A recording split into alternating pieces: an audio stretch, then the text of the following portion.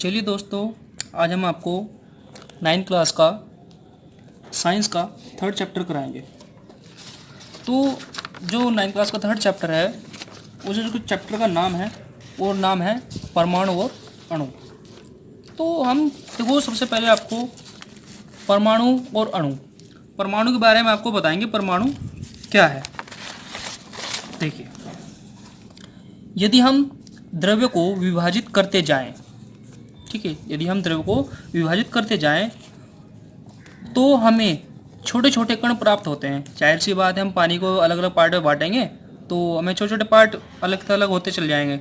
जैसे हम बर्फ़ जमाते फ्रिज में, जो आइस क्यूब होती है बनाते हैं, इसमें हम ट्रे होती है हमारे, उसमें पानी डालते रहते हैं, अलग अलग पार्ट में डालते जाते हैं। तो अंत में एक सीमा आएगी, अंत में एक ऐसा टाइम आ जाएगा जब प्राप्त कण को दोबारा से विभाजित नहीं किया जा सकेगा, यानी कि पानी नहीं बचेगा, उसको तुम अलग अलग उसमें नहीं डाल सकेंगे। अथवा वह सूक्ष्मतम कण, जो उसमें बचा हुआ कण होगा, वह अविभाज्य रहेगा। इस अविभाज्य सूक्ष्मतम कण को परमाणु कहा जाता है। तो देखो, ये हमारे चैप्टर का जो नाम था परमाणु एवं अणु, जो हमने परमाणु पढ़ा है ये उसके बारे में कि परमाणु क्या है, परमाणु किसे कहते हैं। तो चलिए, अब हम आपको जो चैप्टर है हमारे पास परमाणु एवं अणु, उसके जो एनसीईआरटी बुक्स के जो क्वेश्चंस हैं उसके अकॉर्डिंग आपको मैं सारे सॉल्यूशन कराऊंगा। ये उसी की नोट्स हैं। इसके मैं दो पार्ट बनाऊंगा, एक पार्ट फर्स्ट है, एक पार्ट सेकंड। ये जो पार्ट है इसमें पार्ट फर्स्ट है, इसमें आधा चैप्टर होगा, पार्ट सेकंड में आगे के क्वेश्चन होंगे। तो देखिए, जो इसका क्वेश्चन था, जो पहला क्वेश्चन है एनसीईआरटी बुक्स में, कि उसमें दिया हुआ है कि एक अभिक्रिया में 5.3 सोडियम कार्बोनेट एवं 6.0 ग्राम एथेनोइक अम्ल अभिकृत होते हैं। 2.2 कार्बन डाइऑक्साइड, 8.2 ग्राम सोडियम एथेनाइट एवं जल के उत्पाद के रूप में प्राप्त होते हैं। इस अभिक्रिया द्वारा दिखाइए कि यह परीक्षण द्रव्यमान संरक्षण के नियम के अनुरूप है। Sodium carbonate plus ethanoic equal to sodium ethanoate plus carbon dioxide plus के जल। ये हमें इक्वेशन बना के दिखानी है इन सब के अकॉर्डिंग जो हमें दिए गए हैं। तो उसका सॉल्यूशन है वो इस प्रकार से है। द्रव्यमान संरक्षण नियम के अनुसार किसी अभिक्रिया के दौरान उत्पादों का कुल द्रव्यमान सदैव अभिकारकों के कुल द्रव्यमान के बराबर होता है। रासायनिक अभिक्रिया के दौरान द्रव्यमान का अक्षरण अथवा उत्पादन नहीं होता है। Sodium carbonate plus ethanoic equal to sodium ethanoate plus carbon dioxide plus जल। प्रस्तुत अभिक्रिया में अभिकारकों का कुल द्रव्यमान बराबर है सोडियम कार्बोनेट का द्रव्यमान प्लस एथेनोइक अम्ल का द्रव्यमान। जो हमें वैल्यू दी गई हुई थी यहाँ पे 5.3 ग्राम प्लस के, हमने वैल्यू पुट कर दी यहाँ पे ये इनकी। तो क्या बस 5.3 ग्राम प्लस के 6.0 ग्राम इक्वल टू कितना हो गया 11.3 ग्राम, तथा उत्पादों का कुल द्रव्यमान बराबर होगा सोडियम एथेनोइट प्लस के कार्बन डाइऑक्साइड प्लस के जल। तो सोडियम एथेनाइट कितना था 8.2 ग्राम, और कार्बन डाइऑक्साइड कितना 2.2 ग्राम, और जल कितना था 0 ग्राम बचा है, तो इक्वल टू कितना हो गया, इन सबको मिला के 11.3 ग्राम। ये भी आपको शायद दिखाई दिया होगा, मैं आपको दोबारा समझा देता हूँ। यहाँ पे अम्ल का द्रव्यमान, ये हमारे क्या हुआ, इनकी वैल्यू को जोड़ लिया हमने, ठीक है। जो सोडियम कार्बोनेट था वो जोड़ा है, और ये था हमारे पास कार्बोनेट एवं एथेनोइक, सोडियम और एथेनोइक को दोनों जोड़े 11.3 आया है। Sodium ethanoate plus carbon dioxide plus जल, इनको सबको जोड़ा 11.3 ग्राम आया है। यह अभिकारकों का कुल द्रव्यमान, उत्पादों का कुल द्रव्यमान, यानी कि दोनों क्या इक्वल हैं, एक दूसरे के बराबर है। अतः यह परीक्षण द्रव्यमान संरक्षण के नियम के अनुरूप है। कि जो द्रव्यमान संरक्षण का नियम है वो क्या कहता है कि दोनों का इक्वल पार्ट्स में आना चाहिए। तो दोनों का, इनका भी 11.3 आया और उसका भी इक्वल आया, 11.3 आया, ठीक है। तो हमारे पास ये क्वेश्चन कंप्लीट हो जाता है। इसी प्रकार से हमारे पास सेकंड क्वेश्चन है, उसमें भी उसने यही कहा है कि हमारे पास देखो, हाइड्रोजन एवं ऑक्सीजन द्रव्यमान के अनुसार 1:8 के अनुपात में संयोग करके जल निर्मित करते हैं। 3 ग्राम हाइड्रोजन गैस के साथ पूर्ण रूप से संयोग करने के लिए कितने ऑक्सीजन गैस के द्रव्यमान की आवश्यकता होगी। तो देखो, सबसे पहले जो हमें दिया हुआ है, गिवन है, वो हमको लिख लेंगे। हमें यहाँ पे क्या क्या दिया हुआ है ये देख लेते हैं। हाइड्रोजन अनुपात में दी हुई है, ऑक्सीजन कितने हैं, वो 1:8। दूसरा दिया है इसमें, एक हाइड्रोजन की संपूर्ण अभिक्रिया के लिए जरूरी ऑक्सीजन कितनी होती है, 8 ग्राम होती है। जाहिर सी बात है, जरूरत कितनी होती है, 8 ग्राम की होती है। इसलिए 3 ग्राम हाइड्रोजन की संपूर्ण अभिक्रिया के लिए जरूरी ऑक्सीजन कितनी होगी, ऑक्सीजन 8 गुना 3 ग्राम इक्वल टू 24 ग्राम। तो सिंपल सी बात है कि 24 ग्राम की जरूरत होगी, जब एक ऑक्सीजन कितने के लिए होती है, 8 ग्राम के लिए होती है। और हमारे पास कितनी है फिलहाल, 1:8। 8 में है लास्ट में, अगर हम लेंगे तो 8 को 300 गुना कर देंगे। इसलिए 3 हाइड्रोजन की संपूर्ण अभिक्रिया के लिए हमें पूरी अभिक्रिया बनाने के लिए 24 ग्राम की आवश्यकता होगी। अतः 3 ग्राम हाइड्रोजन गैस के साथ पूर्ण रूप से संयोग करने के लिए 24 ऑक्सीजन व गैस के द्रव्यमान की आवश्यकता होगी। ठीक है, तो इसी प्रकार से हमारा भी ये वाला क्वेश्चन कंप्लीट हो जाता है। तो नेक्स्ट क्वेश्चन देखो क्या कहता है। डाल्टन के परमाणु सिद्धांत का कौन सा अभिग्रहित द्रव्यमान के संरक्षण के नियम का परिणाम है। तो देखो उसका आंसर में देखो, डाल्टन के परमाणु सिद्धांत का निम्नलिखित अभिग्रहित द्रव्यमान के संरक्षण के नियम का सिद्धांत का परिणाम है। परमाणु अविभाज्य सूक्ष्मतम कण होते हैं जो रासायनिक अभिक्रिया में न तो उत्पन्न होते हैं और न ही विनाश होता है। ये हमारे पास द्रव्यमान संरक्षण के नियम का परिणाम होता है। नेक्स्ट क्वेश्चन देखते हैं। डाल्टन के परमाणु सिद्धांत का कौन सा अभिग्रहित निश्चित अनुपात के नियम की व्याख्या करता है। तो आंसर है, डाल्टन के परमाणु सिद्धांत निम्नलिखित अभिग्रहित निश्चित अनुपात के नियम की व्याख्या करता है। किसी भी यौगिक में परमाणुओं की सापेक्ष संख्या एवं प्रकार निश्चित होते हैं। ठीक है, तो अभी इस प्रकार से हमने क्या किया है, उसको क्वेश्चन पूरा लिखते हुए डायरेक्टली हमें हेडिंग बना दी कि परमाणु द्रव्यमान इकाई क्या होती है। इसको हम डायरेक्टली हेडिंग बना के लिख दिया है। इसी प्रकार से हम आंसर में भी लिख सकते हैं। इसी प्रकार से क्वेश्चन आएगा कि परमाणु द्रव्यमान इकाई के बारे में समझाइए, व्याख्या कीजिए, बताइए, समझाइए। तो इसी प्रकार से हमारे पास आ सकता है। तो देखिए इसमें लिखा हुआ है, तो देखिए परमाणु द्रव्यमान इकाई, तो कार्बन 12 समस्थानिकों के एक परमाणु द्रव्यमान के 1/12वें भाग को मानक परमाणु द्रव्यमान इकाई कहते हैं। तो परमाणु द्रव्यमान इकाई किसे कहते हैं, कार्बन 12 समस्थानिकों के एक परमाणु द्रव्यमान के 1/12वें भाग को मानक परमाणु द्रव्यमान इकाई कहते हैं। यानी कि कार्बन के 1/12वें भाग को मानक परमाणु द्रव्यमान इकाई कहते हैं। नेक्स्ट क्वेश्चन देखें। एक परमाणु को आंखों द्वारा देखना क्यों संभव नहीं है। देखो जाहिर सी बात है, जब उसका पार्ट करते रहते हैं, छोटे पार्ट किसी भी चीज़ ही करेंगे तो एक टाइम ऐसा आएगा कि वो दिखना ही बंद हो जाएगा। आप किसी भी एक सीधा रॉकेट को छोड़ोगे तो एक टाइम ऐसा आएगा वो ऊपर जाता रहेगा तो आपकी आंखों की देखने की शक्ति से बहुत दूर चला जाएगा। ऐसे ही ये इतने छोटे हो जाते हैं कि जिस अपनी आंखों को हम आंखों से नहीं देख सकते। ठीक है, जैसे पानी के अंदर कीटाणु होते हैं वो हम अपनी नग्न आंखों से नहीं देख सकते, सो सूक्ष्मदर्शी द्वारा देखा जाता है, माइक्रोस्कोप इसमें कहते हैं। तो परमाणु छोटे छोटे होते हैं, जाहिर सी बात है परमाणु बहुत छोटे छोटे हैं। ये किसी भी छोटी वस्तु जिसकी हम कल्पना या तुलना कर सकते हैं, बहुत छोटे होते हैं, ये भी छोटे छोटे होते हैं। इसलिए परमाणु को आंखों द्वारा देखना संभव नहीं होता। मैंने आपको पहले ही बताया। जैसे हाइड्रोजन के परमाणु की जो एंगस्ट्रॉम है, आर है, माइक्रोन है, कितनी है, 10⁻⁻10 माइक्रोन होती है। यानी कि हम बहुत माइनस में चला जाता है वो, और 10⁻⁻10। अब आप खुद सोच लीजिए कि 10⁻⁻10 कितना माइनस में हो सकता है वो, कितने, जिसको हम बिल्कुल ही माइक्रोस्कोप के द्वारा देखा जाता है, वो बहुत छोटा हो जाता है। तो देखिए हमारा नेक्स्ट क्वेश्चन देखिए। ये जितने भी क्वेश्चन हैं ना, ये सब एनसीईआरटी बुक से हैं, ये सब एनसीईआरटी बुक के कराए जा रहे हैं। देखो सबसे पहले आपको थोड़ी बात इस बारे में पता होना चाहिए कि आपकी जो फॉर्मूलेज होते हैं, जैसे आप नमक खाते घर में नमक खाते हैं, नमक NaCl होता है, सोडियम क्लोराइड, उसको इंग्लिश का फॉर्मूला क्या होता है, NaCl, सोडियम क्लोराइड। अब ऐसे ही जैसे निम्न सूत्र है हमारे पास, ये sodium oxide Na2O, aluminium chloride AlCl3, sodium sulphide Na2S, magnesium oxide MgOH का होल ट्वाइस।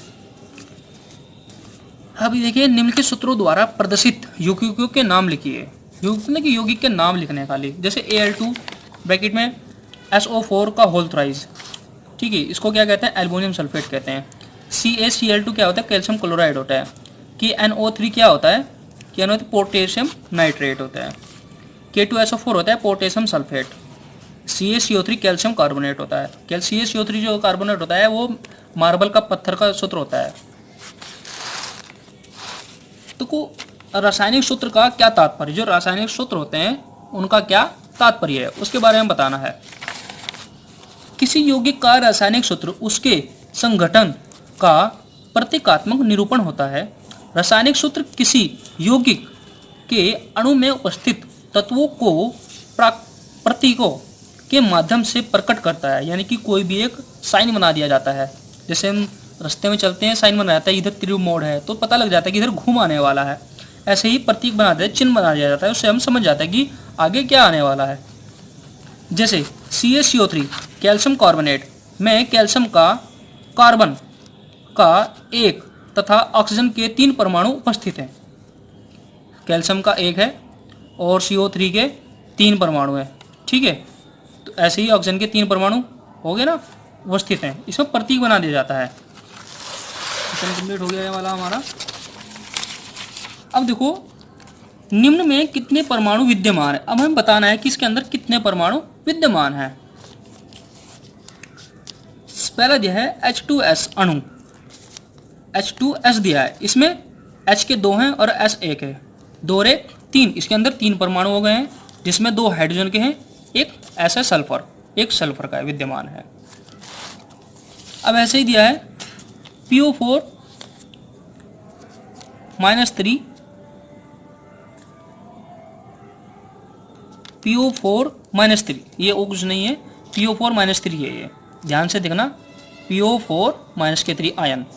तो देखो PO4 -3 ऊपर दिया है आयन, तो इसमें देखो 5 तो परमाणु हो गए हैं, ठीक है, एक P है, एक O4 है, 4 और 1 5 हो गए हैं, जिसमें एक फास्फोरस है और 4 ऑक्सीजन विद्यमान है। खाली हमें सिर्फ ये बताना है कि कितने परमाणु हैं, हमें इसकी वैल्यू कुछ फाइंड नहीं करनी है, ओनली सिर्फ ये बताना है कि इसमें कितने परमाणु हैं। तो उसमें कितने हो गए 5, PO4 है, ये थोड़ा ध्यान से देखना है, इसको PO4 लिखा हुआ है, ऊपर -3 है उसको नहीं देखना है आयन। तो उसमें P 1 है और O4 यानी 4, P 1 है और 4 O के ऑक्सीजन के हैं, फास्फोरस 1 है, 4 ऑक्सीजन है, यहीं पे लिखा हुआ भी है, ठीक है। तो ये भी क्वेश्चन हमारा कंप्लीट हो गया है। अब देखिए नेक्स्ट क्वेश्चन क्या आ जाता है, निम्न यौगिकों के सूत्र इकाई द्वारा परिकलन कीजिए। अब निम्न यौगिकों के सूत्र इकाई द्वारा परिकलन करना है, जैसे ZNO, Na2 एवं K2CO3, ये K2CO3 है। तो इससे Zn का परमाणु द्रव्यमान देखो 65, ठीक है, एंगस्ट्रॉम होता है A। Na का परमाणु द्रव्यमान 23 है, K का द्रव्यमान 39 A, C का द्रव्यमान 12 A, O का है 16 A।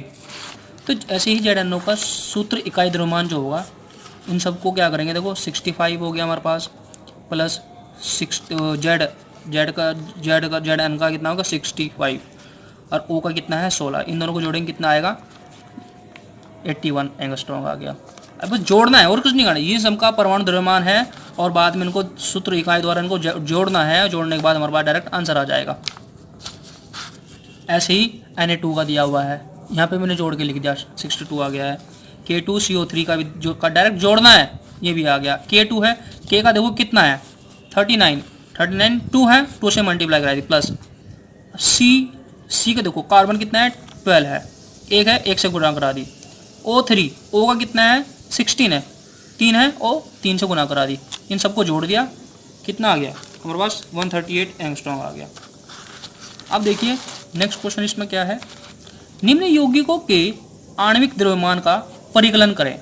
निम्न यौगिकों के आणविक द्रव्यमान का परिकलन करना है।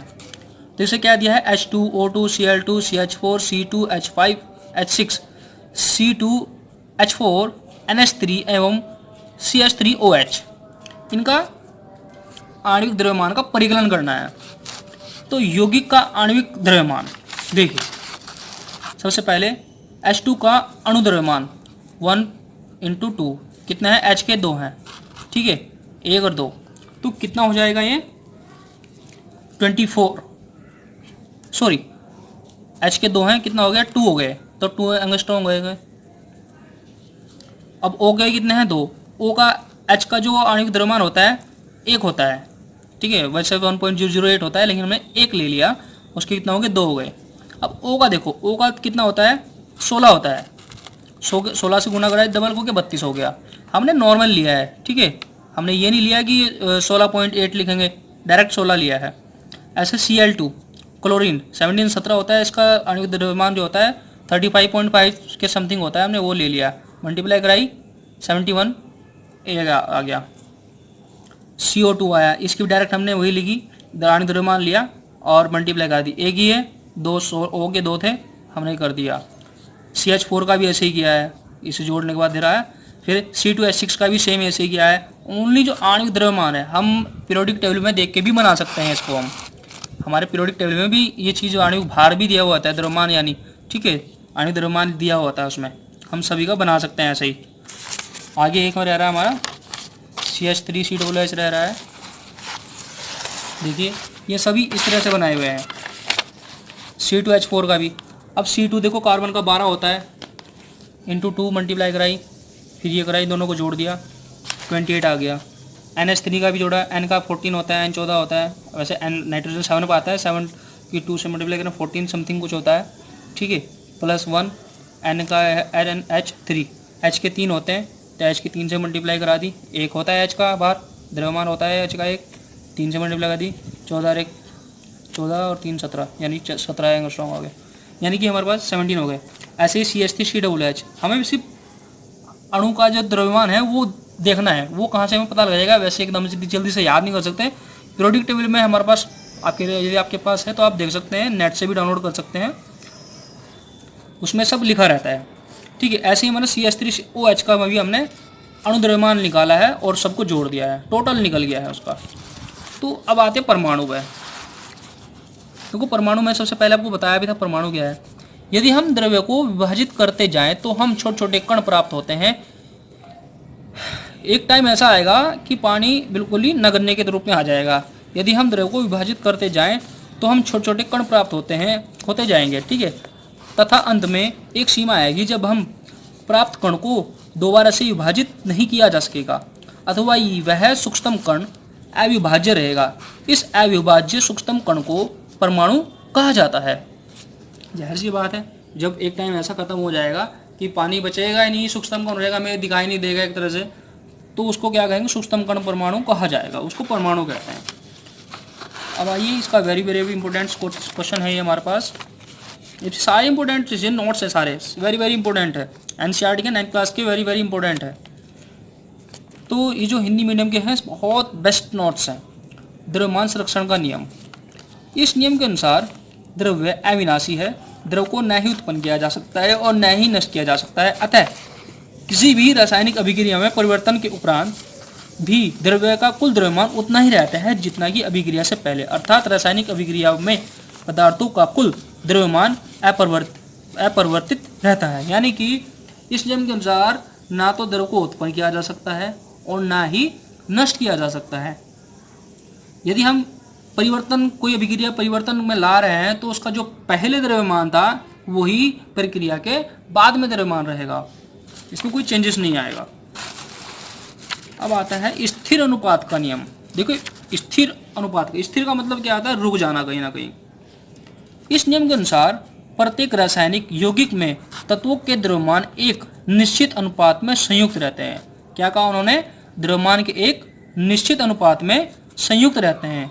अर्थात एक यौगिक में निश्चित प्रकार के तत्व एक निश्चित भार अनुपात में संयुक्त रहते हैं। यानी कि मैंने क्या कहा, एक स्थिर यानी कि एक पर्टिकुलर, वो क्या कह रहा है कि मैं अर्थात यौगिक में निश्चित प्रकार के तत्व एक निश्चित भार अनुपात में संयुक्त रहते हैं, यानी कि उनका एक फिक्स पॉइंट रहता है, वो चेंज नहीं होते हैं। जैसे जल में हाइड्रोजन व ऑक्सीजन के द्रव्यमानों का अनुपात सदैव 1:8 होता है। जल जो होता है उसमें हाइड्रोजन ऑक्सीजन का द्रव्यमान का अनुपात कितना होता है, 1:8 होता है। चाहे जल का स्रोत कोई हो, चाहे जल किसी प्रकार से बह रहा हो, ठीक है, लेकिन उसका जो अनुपात है वो 1:8 ही रहेगा। तो यहाँ पर हमें इतना ही क्वेश्चन करा रहा हूँ, इसमें 15 क्वेश्चन है। ये आपका पार्ट फर्स्ट है। इस पार्ट फर्स्ट में आपका ये क्वेश्चन कंप्लीट हो गया है। आप वीडियो को पॉज कर करके इसको नोट्स बना सकते हैं, अच्छे से समझ सकते हैं।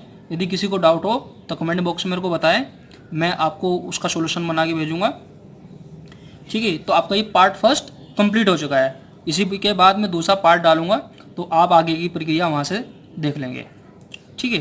Thank you. और साथ ही साथ मेरे चैनल को सब्सक्राइब भी करें।